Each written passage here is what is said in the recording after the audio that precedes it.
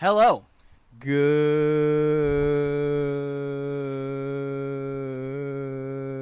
Good morning, good afternoon, or good evening, or whatever time you decide to tune in.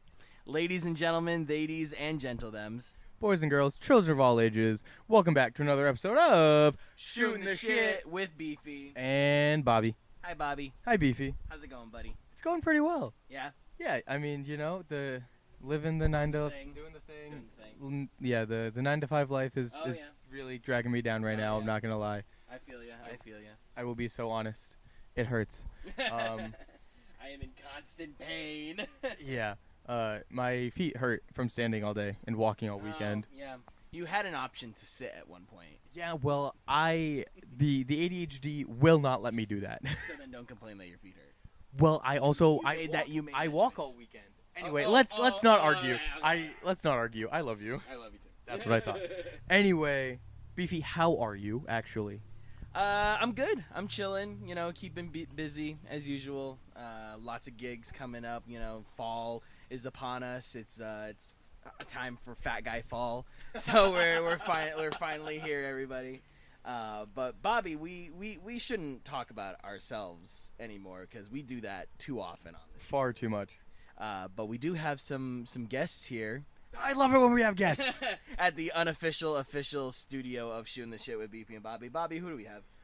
Ladies and gentlemen, boys and girls, again, children of all ages, welcome to the studio, aka my backyard, aka in a cabana. Welcome to the studio, our good friends and my beautiful girlfriend, Devon and Celia. Woo!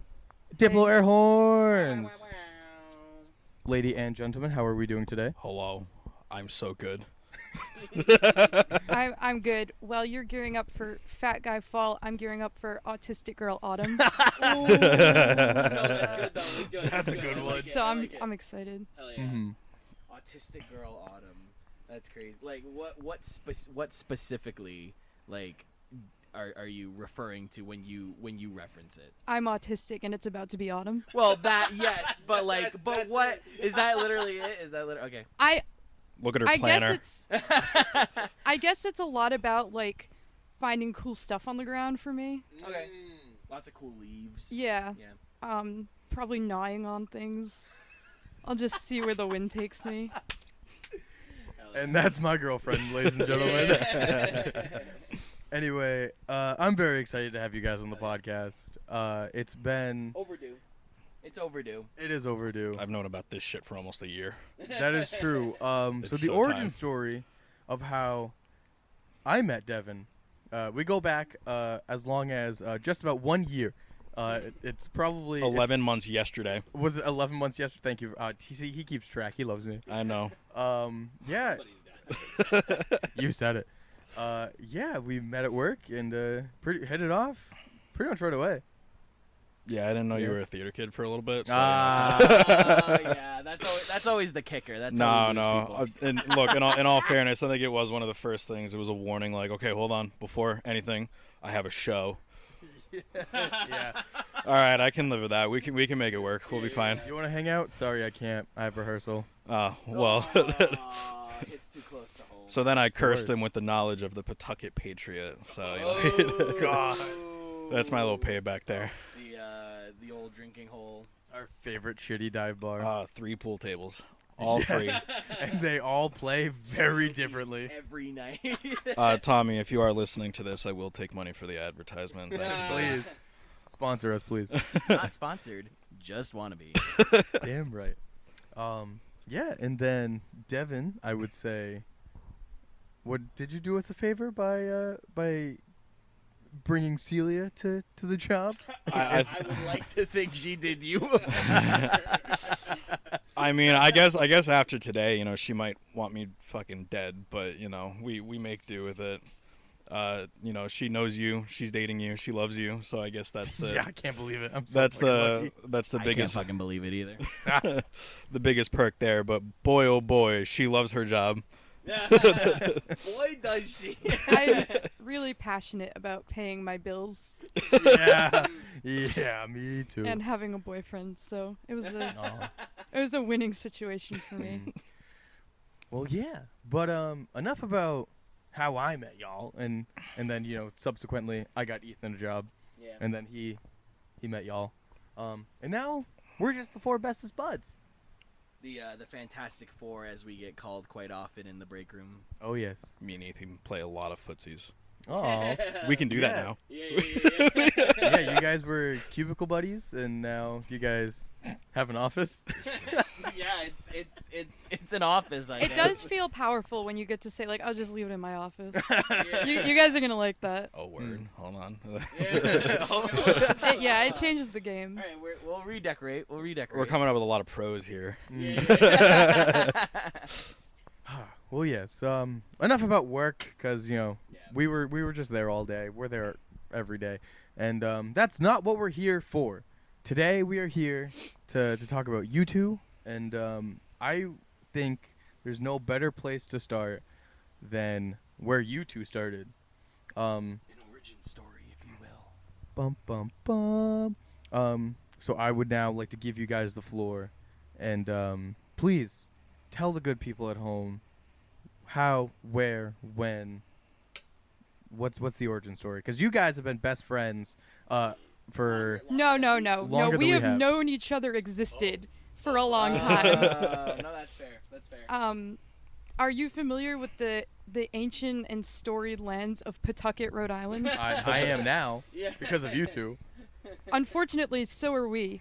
And I believe it started in kindergarten, right? Yeah. Kindergarten. Like either just before or just after we started. Yeah, so what we thought was happening actually was that, well, I thought that because I had no friends, my mom and another mom kind of coordinated a friend for me to hang out with, which was like partially true, but it wasn't really because I needed a friend, but more so because our moms wanted to talk about their husbands who were, while we were hanging out, I believe, smoking crack together. Quite a lot, yeah. So my stepdad and Devon's dad would do that, and their moms, our moms would hang out, and we would watch Care Bears, to my delight and to Devon's dismay. I was so very happy with it. I was on the opposite side of that, where I didn't need to make a friend. I thought my mom needed a friend, and just brought me along to be friends with the weird kid. And boy, I guess it worked. I would like take, we had like a stand-up sandbox in kindergarten. Do you remember that? I was the chef, dog. Dude, of course I do. ate it. I ate the sand. You I ate would. the I put sand? like, yeah. I like the only time I ever got in trouble in school for anything was when I was so new to school that I wasn't familiar with what was fine to put in your mouth. So I put like I would just eat this, like, crunch on the sand. So maybe my my thought process on why my mom introduced us was not that far off. I think she just wanted me to be friends with the. But it was largely the crack that brought us together. Yeah. Yeah, the Care Bears really kind of drove a wedge in there. If anything, it was the crack. Yeah. Yeah, but it turns out my stepdad doing crack was one of the best things that ever happened to me. Yeah, my dad too, I guess. Look where we are now. I would not be sitting here on this podcast today if it wasn't for Yeah, crack. now I'm on a podcast. Everywhere and everyone is always connected. Yeah. The ribbon theory, if you will. Yeah, the string theory. Yeah. So if you guys haven't been best friends for 20 years per se, when would the friend/best friend title, when did that come into play? Probably like mid-high school. We had a photography class together, and we both hated it, but I was like, I was gonna say I wasn't like good at skipping class, but I never went to gym class, so I guess that's not true. I didn't know how to skip any class that wasn't gym, but luckily Devon and his scary friends helped me out, and we skipped photography class every week. I only did that to get a girl. It wasn't me. The girl wasn't me. It was not Celia. No, she was just there, so I sat next to her, and then another undesirable sat with us. Oh my. Not a great person at all. And then I met the other girl, and it was just, natural chain of events, and she very reluctantly followed along. I was there too. It was 3 peas in the pod and me. You guys didn't actually want to take photography? No, I wanted to, but then we got there and it sucked. So because So- you could only take pictures of like stuff in the hallway, Yeah. and yeah. there's not great material in the Tolman High School hallway. The very first day we were allowed outside, so we took that to mean that for the rest of the semester we could go outside. Not the case, but we never got caught. No, I mean like the cop saw us a few times. He just like let us yeah, out. I didn't give a shit. I mean he like also probably like fucked a student. Probably. Whoa. I didn't want to take photography, but I failed clay, so I needed. Failed clay. Now listen, I That's did. hard. No, it wasn't My pots that. were sexy. I did I don't everything. want to hear anything. My pots look like shit. I still have both my pinch pots. I use them as ashtrays. And then I have a big coil pot that I use one time for a very large bowl of Fruity Pebbles. Way too much. So now that it's shit was just not food safe, it's brother. It was not. So now it's just it's a cup holder for stuff. But the very last project was supposed to be a box. I couldn't make that shit like at all, but I did as much as I could, and then the teacher didn't put the pot in the kiln, and therefore failed me. So my guidance counselor was like, "Hey, because of that, you need to take not one but 2 art classes." So photography was one, and then the other one, as listed on my schedule, was art meth. Dog, I was ready. Oh my god, what am I doing here? What am I making in this class? Yeah, no, it wasn't meth. It was methods. Methods. But, you know, Methods. kind of lame. I would have been very excited for an art class on methamphetamine. You know, I don't know what that would have been, but The art of making meth, or it was a Breaking Bad art class or something like that. I would have like- fucked with that heavy. Yeah. It's so funny that you bring up clay because me and Celia's new favorite show is The Great Pottery Throwdown. Give me Um, a break. I Oh, will not brother. because we take it very seriously. I use your Max to watch it. Yeah. Either going through his Max recommended and it's just a bunch of fucking art shows. Funny. You But- can't understand until you've seen it. It's so funny. I can't think of. We just got into season 2, Yeah, we're like a few episodes into season 2. but it's just such a wild ride because you would think, oh, there must be some like application process to where like these people who like love pottery be like, oh, like I want to get on the show. So then like you would think that they would evaluate the people and like their skills, but then like you watch Oh, you episodes. Son of a bitch. You son of a bitch, you are. Yeah, I am. God fucking damn it. Thanks, brother. I didn't watch any of these. Are you just now discovering? Do you not use your own Max? Barely. You don't use your like. I do. Yeah, you I just do, don't use but it I don't use Max like period. Like Oh, bro. yeah. Well, then we're just helping you get your money's worth. Yeah, thanks, bro. That's fair. That's fair. But yeah, like, I do encourage you good people at home and listeners to, if you have Max, do go watch The Great Pottery Throwdown because they make some great stuff, but they also make some really shitty art, man. I raise you the Great British Bake Off. So, yes. Yes. But the thing is, the Great Pottery Throwdown is formatted the exact same way Mhm. as the Great Yeah. British Bake Off, including one of the judges in the Great Pottery Throwdown is this big guy. His name is Keith, and I thought, oh, this is going to be the Paul Hollywood of the show, right? Like he's going to be he's going to be hard on people. He's going to be an asshole sometimes. And in his first introduction in like episode 1, he goes like, oh, I've been known to shed a few tears at a really nice piece of pottery, and we're like, he's probably going to be a dick. But then like, at least I'd say every other episode at least. Yeah, sometimes it's back-to-back episodes. Yeah. It's almost rare that he goes an episode without crying. He just at some point. he looks at somebody's piece and he just starts crying. Like he actually He gets, gets very so choked up. He It's like so full funny. like tears and everything. And if he has no fans, I'm 6 feet under. Like that, his hair, I will admit, the comb over's bad, but that's the Oh, ideal God, his man. haircut's I so regret bad. to inform anyone listening who does not cry at a nice pot, but you will not get hose if you cannot appreciate pottery in this way. Shit, is that my problem? That is It your might problem. Oh, be. man. I've been telling you, brother. You just maybe just sit down at the old throwing wheel Maybe give it one more huzzah. Dude, I failed Clay. I'm never gonna get bitches. It's over. It's game over. Oh, but yeah, the Great Pottery Throwdown. It's quite worth it. It's so. Oh, rough. you're looking at his hair. It's rough. He looks like the mayor of Whoville. Yeah, it's Oh, like, boy. you know, at a certain point you just have to let go.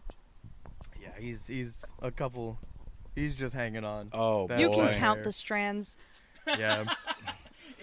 You can see each individual strand of hair. Brother, please grow a beard. And like the way he gels it, like it It almost accentuates the issue. Yeah, because it almost looks like the points of Lady Liberty's crown. Like if he just gave them some angle. You see what I mean? And Keith, I'm so sorry, but wait, scroll back Buddy. because that would no down. Sorry. Just give. Because that's our boy Matthew. Shout out Matthew from season 1. Yeah, Matthew was crazy. Honestly, the greatest. I am a Potters gym ever defender, but Matthew was good. lived. Yeah, but Looks like he makes pot and smokes pot. yeah. No, he's a homie. He looks like he'd make me a mean latte. Yes, Yeah, yes. Yeah, but he was amazing. Really is a great show. That's all I got to say about the pots. Yeah. Something about shitting in pots or whatever. Yeah, shit. Yeah, we do a lot of shitting on this podcast. But yeah. I had a What were you gonna say? no. Keep going. I was just gonna say a thing that we all have in common here is we are all lovers and or fanatics of a little game, a little. You might not have heard of it. Yeah, you probably have never. It's heard a of little it. underground. Yeah, it's very underground. It's called Dungeons and Dragons. Dungeons and Dragon these nuts, if you will. But Celia and Devo might be the most hardcore players I've ever personally met myself. If not the same as our great DM Doozy and her boyfriend Danny, who we play D&D with on the show. But where did you guys get your start with D&D? Because I started in high school listening to like Critical Role and stuff. So I wanted to know if that was similar or if you guys had like a different experience of getting to know D&D. Okay. Do we want the first experience with D&D? No, mine's different from yours. Is it really? Well, I got invited to play a game called Mutants and Masterminds Oh, that's freshman right. year Whoa, of what is college that? I'm gonna by look that up. that is D&D both superheroes. Yeah. It was very soon after meeting a bunch of people in college, one of them being my very cool friend Josh, and largely I only said yes because I actually just really wanted Josh to be friends with me, and he was the one DMing the game. And then that kind of fizzled off, and then I had a couple experiences here and there. And then later, Josh invited me to another D&D game that we have now been playing Yes. for a year. Yeah, we just passed our year mark with that game. August 10th. We something play Like every Thursday. I also play another game that my friend Casey DMs every Monday. And every other Wednesday, I am running my own heavily modified Curse of Strahd campaign. that. Fellas, I am also in both of those games now. And you're in Strahd. Yes. Yep. You guys are absolutely wild. I have for nothing. playing 3 times a I week. also, on my off days, run goofy low stakes one shots that Devon has never bothered to play in. No, I'm waiting for one very specific one that she told me she has a bit for me to work in. But now, now I'm in her Strahd week game, from so I see. A today. week from today. Yeah. Yeah, I very recently got into that Monday game, like yesterday. And boy, I love it. I have nothing else going on in my world, so D&D it is, and it's very, very fun. I love my very straight edge, basically self-insert, amazingly built human fighter. Now let's put a pin in it real quick because throwback to approximately 11 months ago when I first started getting to know Devon, and we were coincidentally shooting the shit at work, and we got to talking about D&D, and I was like, oh yeah, dude, I love how fantasy and like mythical it is, and how like you can be anything you want. Like, dude, like tell me about like the character you play. And he says, human fighter. And that's like asking someone what their favorite ice cream is, and them going vanilla. Like, bro, I love the him. rage. How much do you like me, Robbie? I mean, enough to have you on my podcast. Then you would love this guy. It is. I guarantee you I will. And Listen, the things you've told me about Orkin, is that character? Orkin Summer Scar, or now Orkin Four Gun. Guess how clever that name is. Guy has 4 guns. He's got 4 guns. He's got 4 guns, and he has 2 magic arms that he can use to hold those other 2 guns. Oh, hell yeah. He can shoot 4 guns on one turn. Always misses. Never fucking hits. Nice. Why is it that whenever you're playing D&D and like you have an actual plan, I swear every side of that D20 is a 1. Yeah. But then when you're doing the dumb silly shit, every side of it's a fucking 20. Because the gods hate you. Yeah, The they dice just want me gods dead. hate you. That's what happens. I do think though, D&D is more fun when you fail. It is. Yeah. It's a very common thing we talk The about. way a DM can describe a critical failure is most Yeah. certainly Yeah. a lot more fun Yeah. than someone describing just a good crit Although attack. When you need that one roll. Oh god, And it's and you hit it, that sense of euphoria when you actually like defeat like the boss or whatever. Oh man, there's nothing like it. Just had that last week. Genuinely fucked up my DM's plans for the session Hell because yeah. I killed the boss way before he thought I was going to. Damn. Yeah. As a DM, those mid-session breaks are mainly just for scrambling. On the fly adjusting. Yeah. That's so fun. That's something like I've run a couple of one shots before, and that's something that I struggle with. Is like, I mean, one shots are a different story in comparison to like a whole campaign, but you know, even still, like being able to work with like what the players are, what their decisions are, and how they're playing and stuff like that, because everybody plays differently. Like, I'm sure you guys play 3 different campaigns, and every single person and every single character is not. There's not one that is similar to the next. I've made it a point for that because Yeah. my main guy on Thursday is just my self-insert, and every other character I play is just a fucking freak, and I love it so much. Hell yeah. I only play freaks. Well, I mean, you know, self-insert. So in a way, I they're guess. also self-inserts. But I do love Devon playing a self-insert because in real life, I am unable to shoot Devon in the head with an arrow. But in D&D, I'm a cool half-elf ranger, and I can shoot you in the head very easily. Hell yeah. Hasn't happened yet. What's like your best or like what's your like highlight of D&D? Like what's something that's happened in your campaign that when you talk about it with people, that's like the first thing that goes to your mind, like as a moment? My favorite memory is my very first time sitting down to play real D&D. Josh had our first session. Our characters were basically at a job interview, and we had to show off something cool we could do. And we were allowed to ask for any props we wanted on this stage. And it was like a big open room. He described a chandelier in the middle, and I was like thinking to myself, I'm going to shoot down the chandelier. I think that makes me stand out from the crowd, and I've never played D&D before, so I don't know what's acceptable. So I rolled to shoot down the chandelier after making people move away, and my very first roll in D&D was a natural 1, and I missed it by just an incredible amount. And I feel like it really set the tone for me in a lot of ways. Yeah. But you didn't stop. That's the thing, is like you didn't stop playing. Like a lot of people, they would be like, oh damn, I suck, I'm never gonna play ever again, you know? The priority in all areas of my life is just getting a good story. It doesn't matter if things go well for me, No, yeah, that's fair.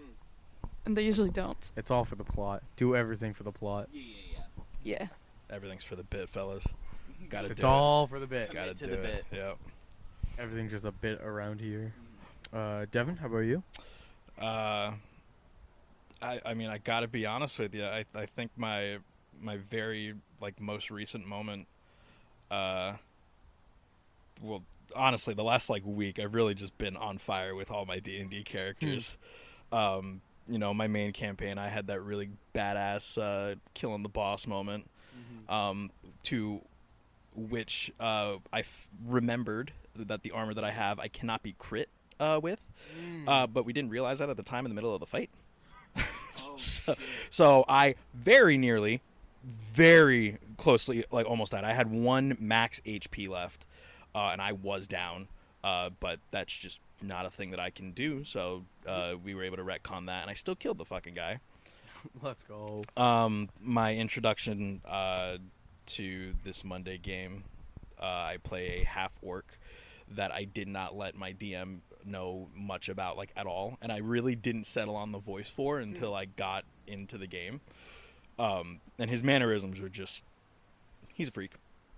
He's been in prison for 2 weeks, and all of a sudden a gorilla... I honestly have no idea what the other 2 characters were because I didn't get all the information up front. Break into the prison cell, and I just start screaming in the cell, like, "What are you doing in here? What is this gorilla?" And then, of course, my lovely freak, Radis. I love him so much. Radis. Real peak moments for me. So I can really choose any of those moments as just introductions to people for D&D and how much I love it. Yeah, it really is. I love the fact that you can literally make anything of the game, and then, like, you can say how cool you want something to look, but then it's all in the hands of the dice gods and 100%. and our Lord and Savior, Gary Gygax. And the really fucked up world that he's really created. Yeah, but it's got to be my. No, I can't say it's my favorite game because my favorite game is still Betrayal at the House on the Hill. Yeah. But that Top 5. yeah, Top it's 5. certainly I think it's top 2. I think Oh yeah. Dungeon D&D is probably my second favorite game ever. I mean, what is Betrayal if just not streamlined Dungeons and Dragons? Really, you know. Like, It really is just a streamlined dungeon crawl, yeah. and then you get a scenario, Yeah. and then you gotta fight it out, play it out. Yeah. Do you guys have any characters? I know you just talked about Orkin and Radis. Celia, tell us about some of your freaks. Oh God. Is there anyone that you're particularly emotionally attached to? I'm pretty emotionally attached to all of the characters. Honestly, I am also a writer, so I just get really attached to anybody that I make up in my head. But my character for our Thursday game, my idea was a guy who, like, is very afraid of death and feels really bad about murdering people. So he's trying to exposure therapy himself by doing it as much as possible. Because his goal, So brilliant. he was a pirate, and in like a particularly bloody pirate battle, he just realized, shit, what I'm doing really sucks for these guys. So now he's set off to get better at killing people without. I have to make con saves when I kill someone to see if I throw up. That's funny as fuck. Yeah. That's hysterical. I'm pretty attached to him. And then I'm getting pretty attached to my version of Strahd for my own campaign. I, in fact, have been doing so much characterization work and just writing random things as him to get my my lines down that I do dream about him at least once a week. So that's probably up there as well. But I feel like if any of my characters die, I'm probably gonna cry. Real. Yeah. I think it's so crazy because you guys have been playing long-term campaigns, like you said, for over a year now, and then before that, and I feel fortunate enough that now I get to play with you guys in what I hope are long-term campaigns. I mean, it definitely will Oh, be with the and I players know that we will have, be. and Ethan, I know, buddy. Well, we will get. Trust me, listen, I eventually plan on running my own one-shots or mini campaigns, and you were at the top of the list, dog. Don't you worry.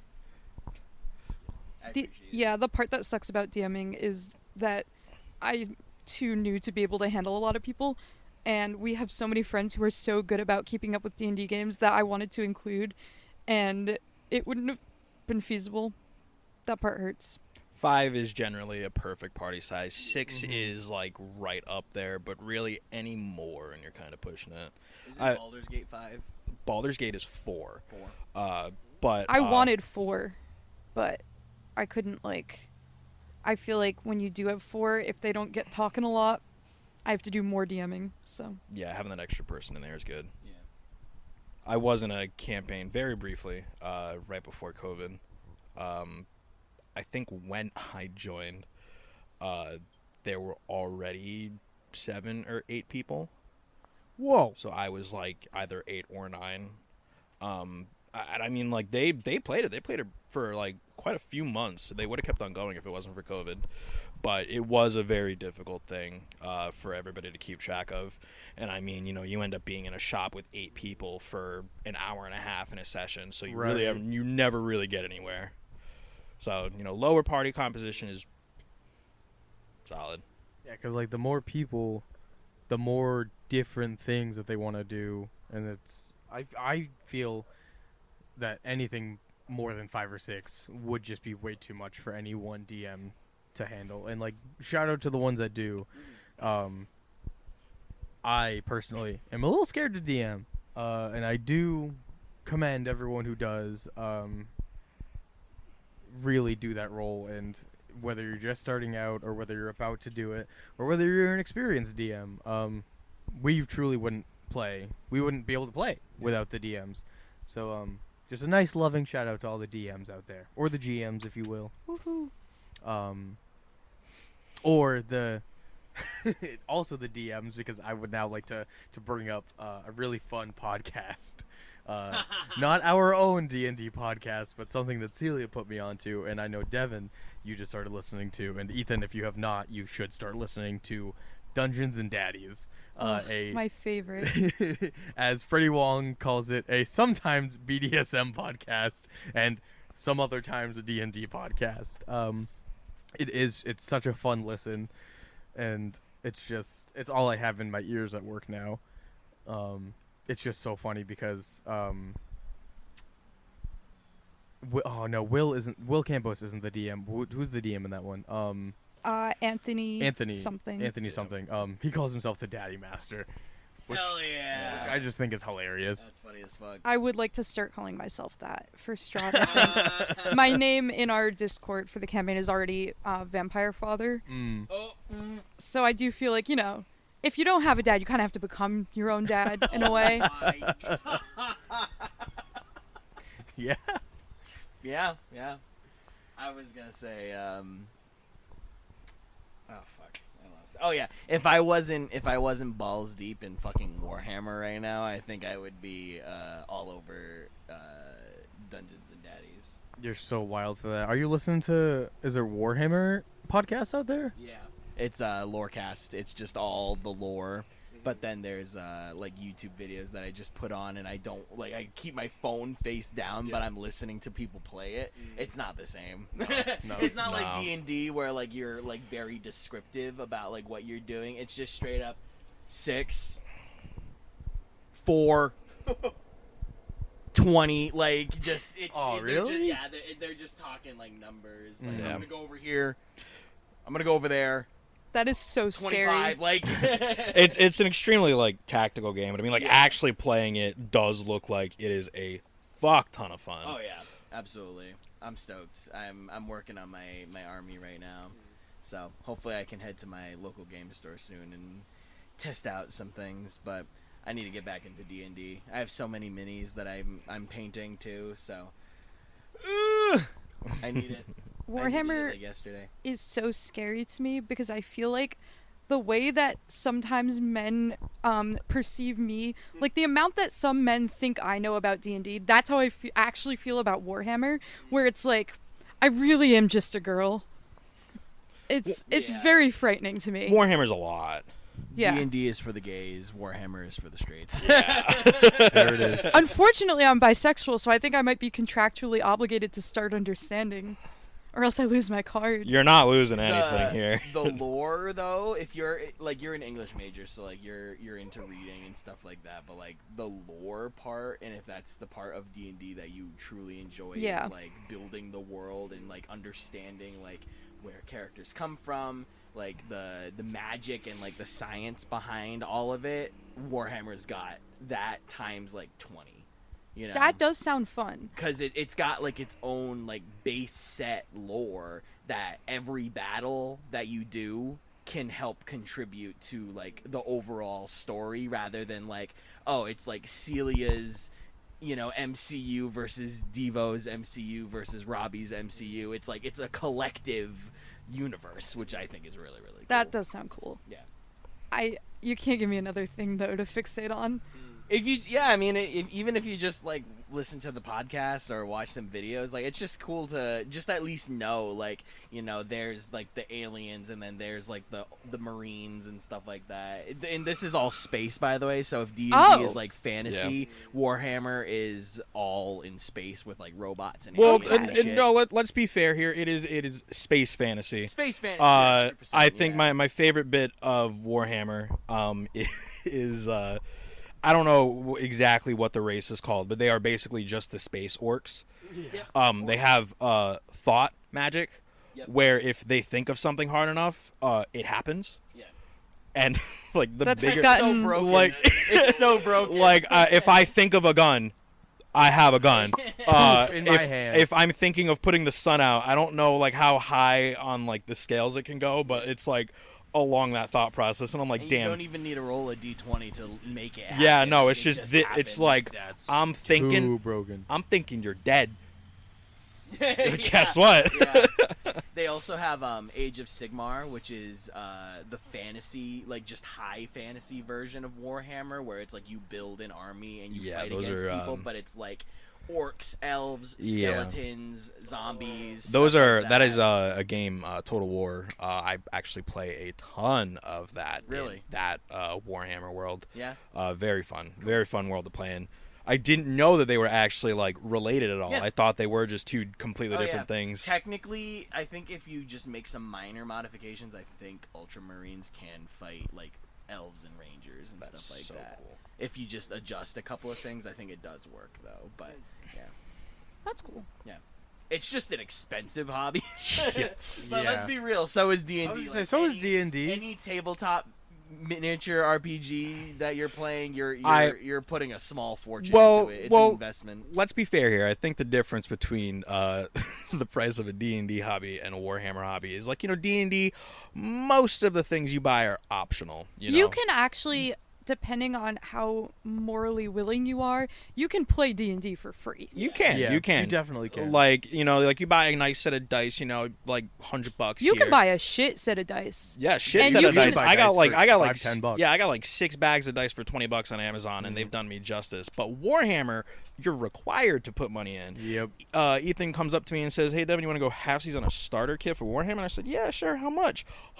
$180 just to start." Just the starter kit. Yeah, but like between the two of us, that's really not No, that it's bad. it's Like, totally fine, but it's like, you know, this is what you need. This shit. Yeah. Yeah. I'm going the slow route. I am like my issue when I was first painting miniatures for D&D was I bought a fuck ton of them at once. Yeah. And then I was like, oh god, I'm overwhelmed. I don't know what to paint. So now I'm starting with like small sets of Space Marines.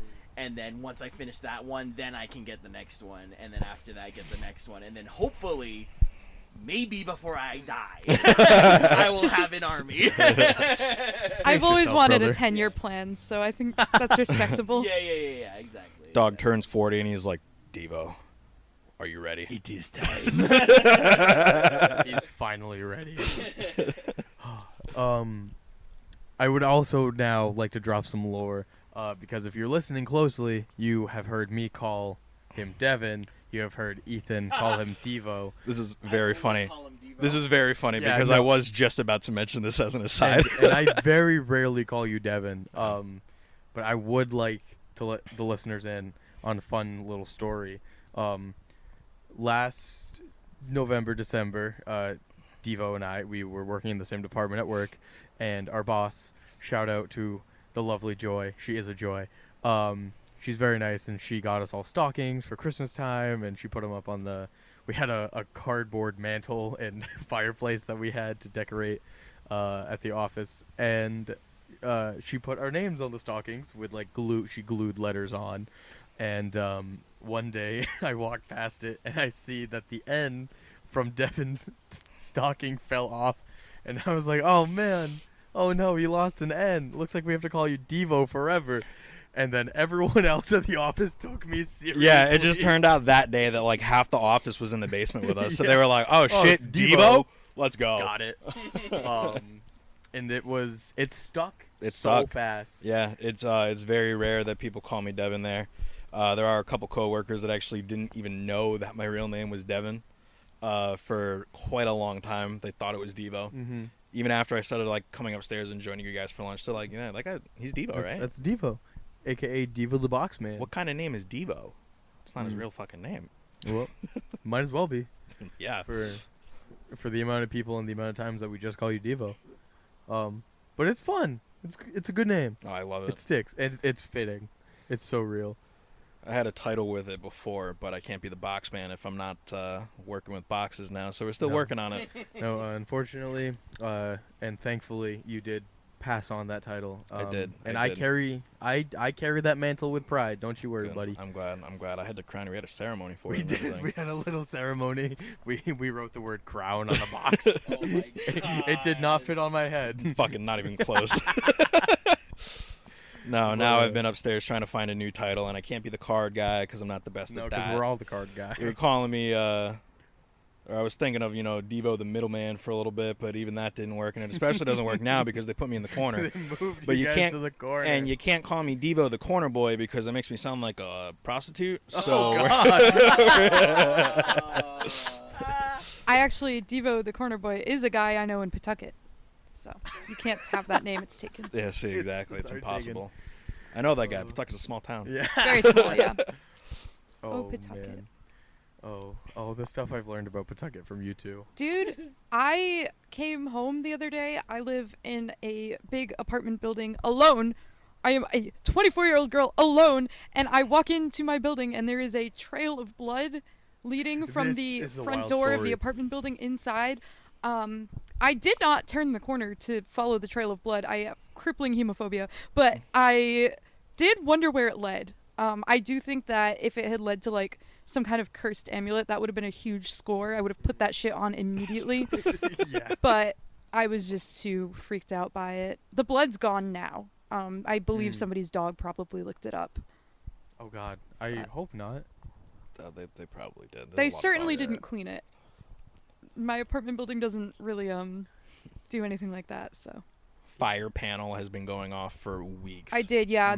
There's a horrendous beeping noise in my apartment that has been going for like 3 weeks straight at this point. It is because somebody tampered with the fire panel. I've been told that could be that they shut off our sprinkler water, so I'm just really hoping that there's no fire. But me and my fish will be fine. He's like in water, so I think that's. Yeah, he's good. I think he'll be good. You and Renfield just Yeah. living the life. Oh yeah, He's a good homie. Renfield's awesome. He's like very smart for a fish. I don't have any evidence to support that. I just believe it to be true.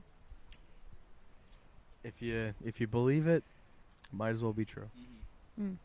You know, for the amount that we play make believe, like you guys play on a tabletop, Ethan and I do make believe and play pretend on a stage for a living.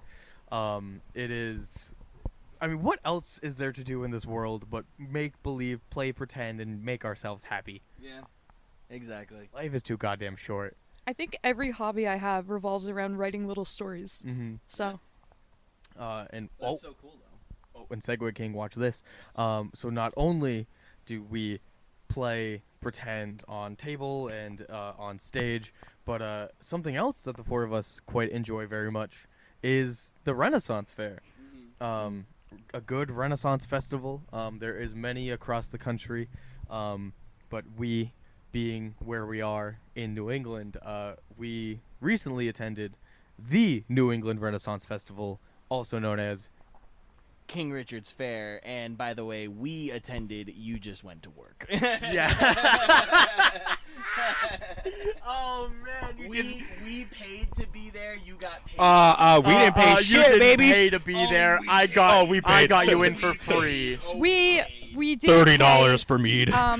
Mead broke the bank, and also emotionally we paid. Yeah. It's a long day, and yes, I did just go to work, but I have fun. Try to have fun, because it's crazy. There's times when I'm walking around the realm, and I do just call it the realm, and I have to stop and think, and ponder, and just be like, oh my god, this is my job, and that I live quite a fantasy life. Loser. How's that You Warhammer had hobby the working time for of you? your life. You had the time of your life. I did.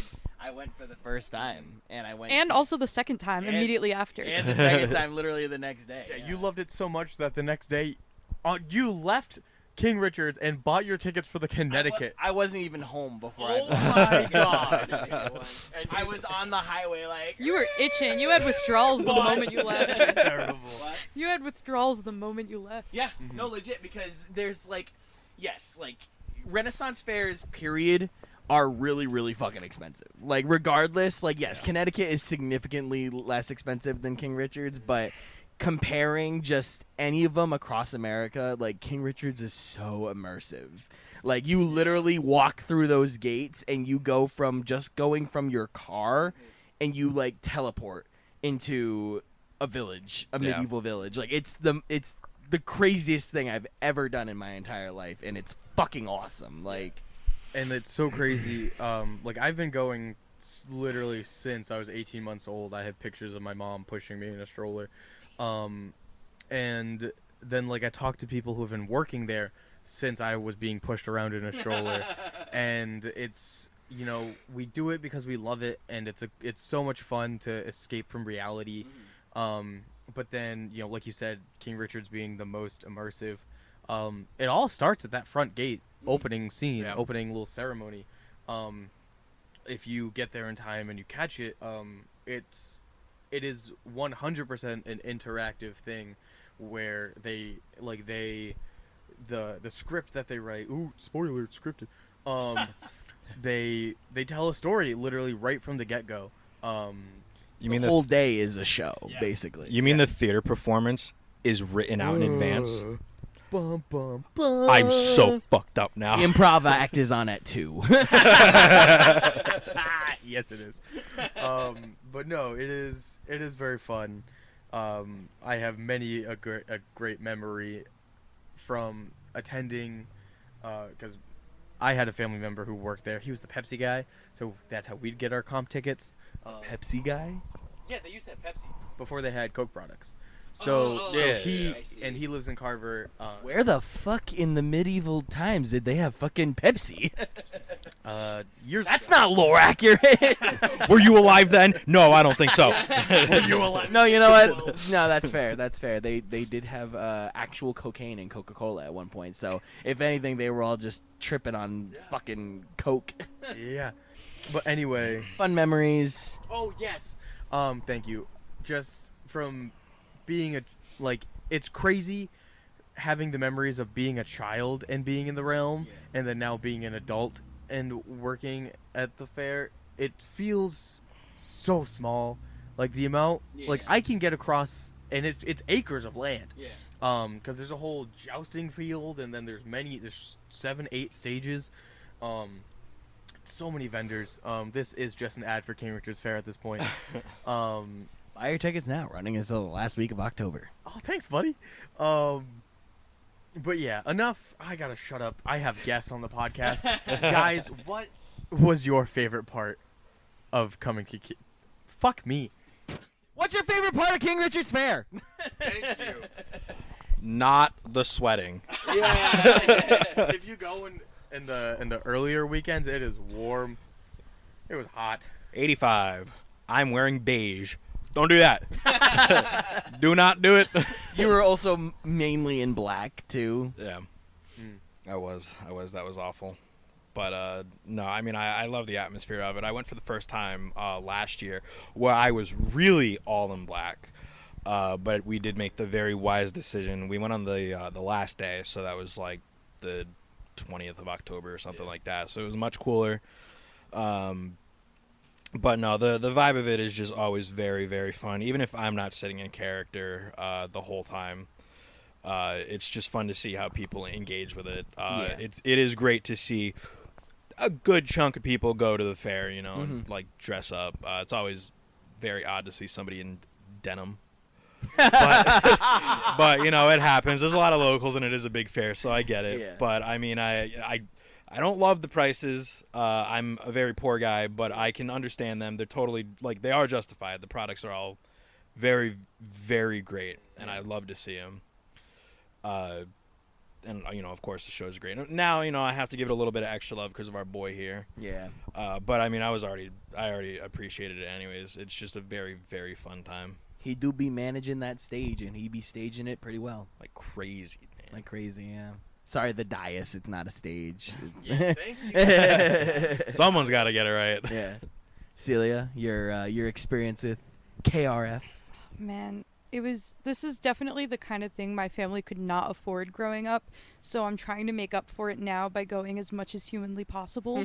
I feel like for me, putting on a cool outfit and like some horns and some elf ears really makes me feel like I'm the person I was meant to be and not like some fucking loser. But yeah, I feel like just getting in character. Tiefling, I believe I qualified as a rogue this year because I did shortly before the fair break into a house for the first time. 8:30 in the morning. And just a quick aside, because I also dress up. It's in my contract that I have to be in costume. Really? That's cool. And if it's not physically in my contract, it was a verbal agreement with my boss that I would be dressed up and not in civvies, as we say. Kind of lame if you weren't. Yeah, no. But it is, and going off of what you said, Celia, I do love that dressing up part. And going back to you breaking in, this past weekend because it's roughly 40 minutes for me to drive to work there, and I got through 7/8 of my drive. I was almost there at 8 in the morning, and I realized it hit me like a ton of bricks that I forgot my boots. My boots that I wear that are a part of my costume, and I only had sneakers with me. Conveniently on the week that your parents are not home. Yeah, So shout they're- out to my parents who, it's funny, you see their cars, they're not here, Ethan. Sorry, Ethan? I don't know that guy. Beefy. They're on the road. Yeah, so I couldn't text my parents because they were already gone, but also conveniently on the day that all my friends were going. So I very hurriedly, that's not a word. That is a word? I don't know. And in a rush, texted both Devo and Celia, and I said, I need someone to break into my house. And that, now, between me and Devon, I don't think I would describe either of us as particularly nimble or capable. Listen, guys. I can break and enter. However, The window is, I will say, is like it's not the highest it could be, but No. it's no easy feat. yeah, it's like So- a Yeah, that solid window. minimum So 6 feet I off would the like ground. you to picture, That's 4.5 feet off the ground. I would like you to picture me in a floor-length velvet dress. I'm 6'2". Hold on, let me go stand next. Okay, all You're right. 6'2"? Yo, when I stand up straight. Yeah, it's like Yeah, you walk with a fucking hunch, I can- Quasimodo. He does. I can look into the window, but it's like I'm 5'8", so it's probably like 5'6", 5'5" off the ground. I can't see into the window. But like It's yeah, you to can. me, it's very high up. I'm a large man. And Ethan, I might walk with a slight hunch, but I'm still taller than you with that hunch. Fuck you. Short kings, man. We can't They're call in. him Gigantor. He doesn't like it.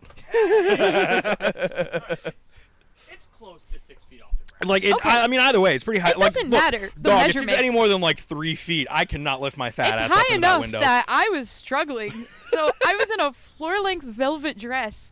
I had fucking jewelry, demon horns on. I had Devon holding one of these chairs. I was standing on the arms of the chair because that was the only way I could get up high enough. And I had to make Devon close his eyes and look away because I knew my ass was gonna be completely out. I got a leg over, thought I was gonna fucking rip in half, and I was trying to get Apollo to grab the boots with his dog mouth to like drag him over, but fucking useless piece of shit. And you're so so valid for that. I know my dog is dumb. He's Yeah, dumb as he rocks. all he could do was stare at me and laugh while I like moved your mom's makeup stand as much as I could. It was not a graceful landing. I landed on my hands. Oh. But we love Apollo so much, but oh my fucking god. Oh, he you coulda said helped he so was much not more. happy. all that to Yeah. say though, I do feel like that earned me the title of rogue for the day. Yeah, we were running with that. Yeah. Stole a lot. And thank you very much. I owe you both a lot. And I also go to the fair because I have a crush on the stage manager. what? Oh my! All right, folks. Well, thank you so much. My name's Beefy. That's Bob. Oh, hush. Well, anyways, my favorite part. No, yeah, like I said, like I think I really just loved being there. Like, sure, did I really have to spend an arm and a leg? No. Did I? Yeah, 100%. But like being there and hanging out and like being dressed up and like I'm not like super duper like, you know, I'm not gonna walk up to somebody and just start, you know, being like, hello sir, do you have a quest for me? And like, no, I'm not gonna be like that. But if somebody comes up to me, I'll play along, you know, like I'll feed into it. I'll give them what they want, because they obviously, I'm sure they would much rather have somebody who is gonna play along and like have fun with it than be like, all right, go away, like shut up, like get out of my face. Dude, if you go to the Ren Fair and you don't play into it, you should just die. That's what I'm saying. Like you got, like that's what you're signing up Yeah. for. The moment you walk into those gates, that is exactly like, what you what are is signing wrong up with for. you? I hate like parents who bring their kids and like ruin it for their kids. Yeah. Because Yeah. they're Like, that's so just obviously not fucking into lame. it. Go ahead. Yeah, no, I would just like to say, because now that I've seen a lot more of it than just going as a patron, there are parents, and I think this happens whenever parents take, especially younger kids who don't really understand a lot.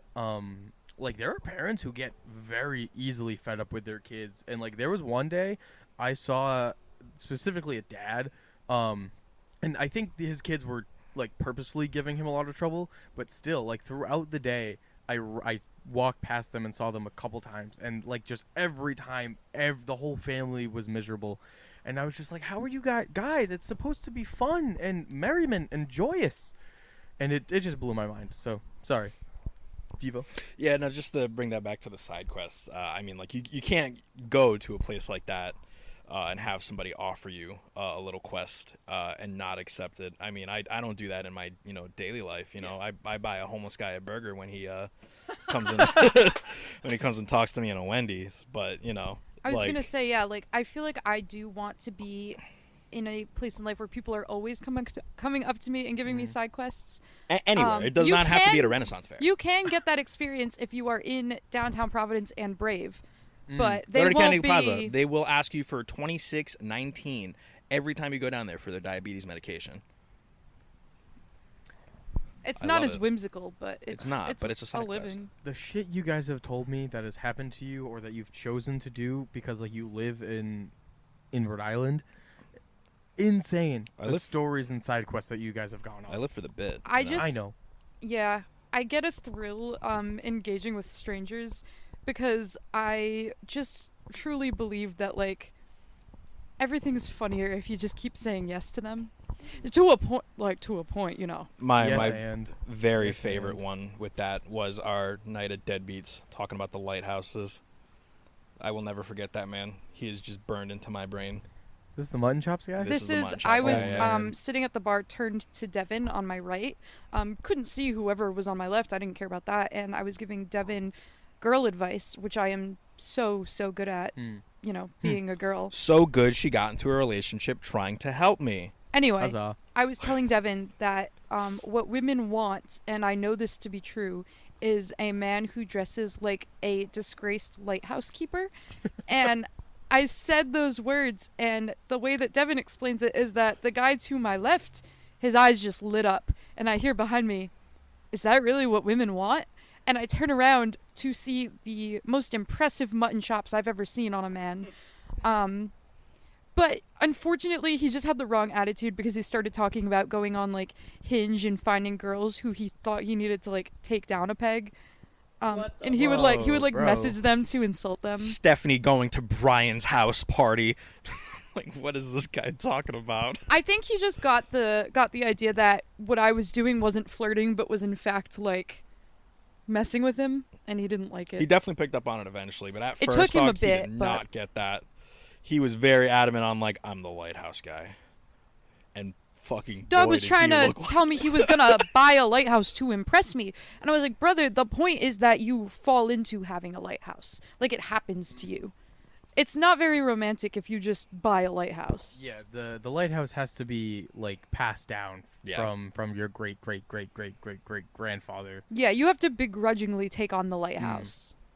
Otherwise, I am not interested. That's how I assume it works. I don't. Do you know anyone who owns a lighthouse? You actually, there was a thing recently.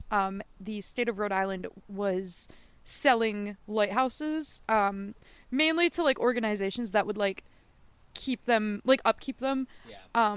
But if you had the money for it, you could have just bought a lighthouse. Yeah. And What are we my doing plan, investing in a podcast? Let's buy a fucking lighthouse. my plan Yeah, was to bro. just live in it. But Huh. Interesting. There's a lighthouse on the Taunton River and Fall River that's an Airbnb. That's cool. What? It's pretty neat. No, I do. that is crazy. I have always wondered about the internal architecture of a Have lighthouse. you not played Club Penguin?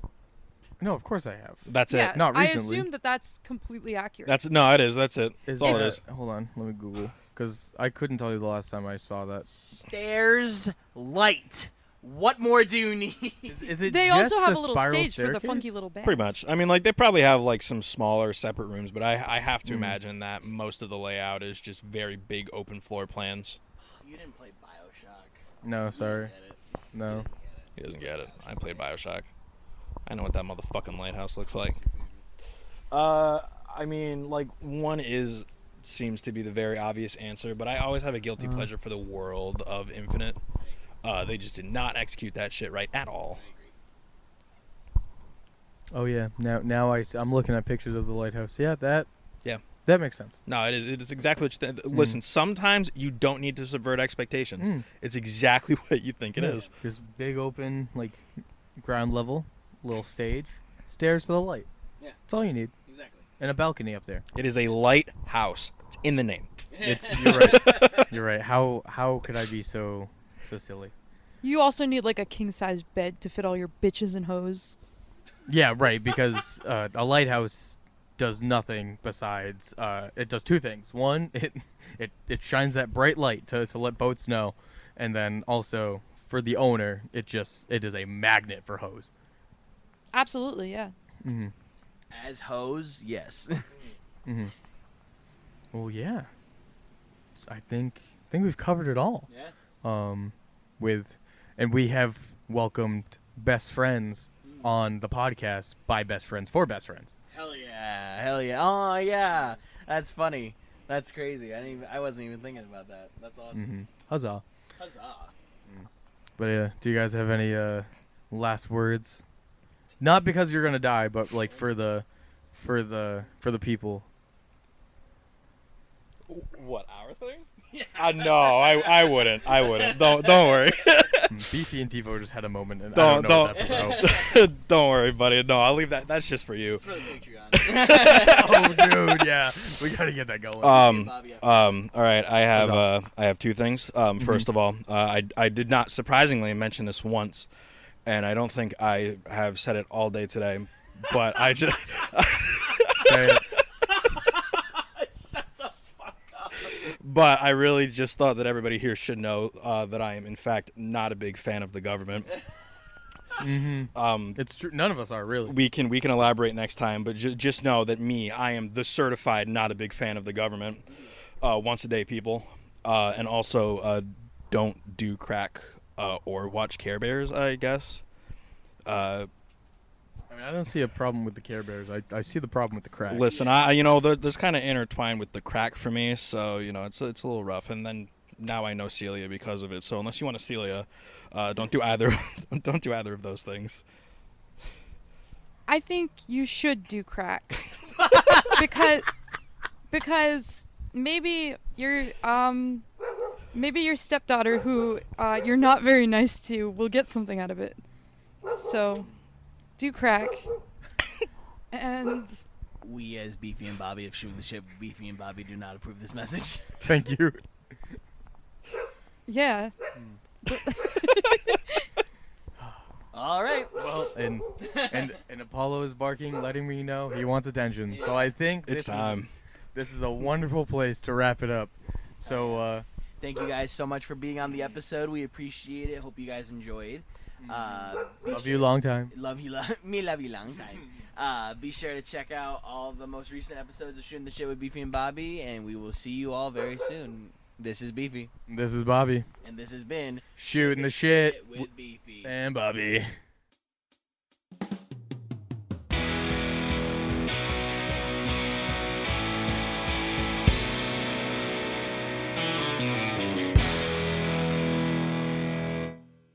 Thanks for listening to another episode of Stswbnb. If you haven't already, you can follow us and stay up to date with all the latest episodes on Instagram, Facebook, YouTube, and X. Also, be sure to check out our merch shop, currently on redbubble.com/STSWBNB. And if you or someone you know wants to shoot the shit with us or be on our new artist hour, go fill out our guest forms in our bios.